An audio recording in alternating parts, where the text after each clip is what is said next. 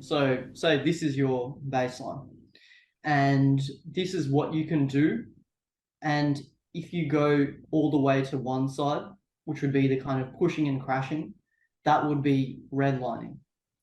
And the way you know your baseline is you have pushing and crashing on one side, and on the other side, you might just feel like you've got almost like an excess of energy, which can feel like anxiety, like you just have so much in the tank. Yeah, it's like you're not So expending any energy. You're like resting too much and it's not working either, right? yeah, exactly. So whether you're going all the way on one side or all the way on the other, your baseline won't really grow.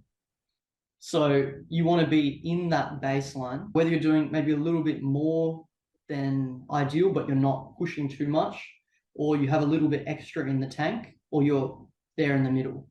But just by being within those boundaries, doing the right thing, over time, that baseline will increase more and more and more to the point where you stop pushing and crashing. You eventually grow your baseline and you just get stronger, healthier, and being able to do more and more in your life.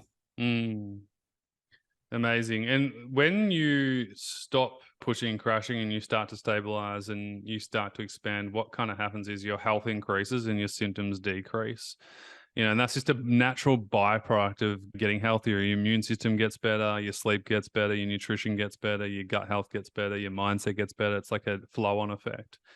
I remember you asked such a powerful question to this person who was struggling, and I think there's obviously a lot of people watching this right now, maybe in the same vote. Do you remember the particular question that you asked this person when they were redlining? I don't know if you remember. I think I do remember it was like, why do you feel the need to always redline? Interesting. And I think it's a great question to ask because, and I can't remember exactly what this particular person's reason was, but there's usually an underlying reason. Like what are some of the common people's feelings of redlining? What do you think they are? Like, is it this perfectionist, I must get everything out of my day? Tell me some common themes that you see. Yeah, I think perfectionism would be definitely a big part. Mm. And then also that kind of like, I always must keep going. I have to push myself to the limit every day. If I'm resting, I'm being lazy.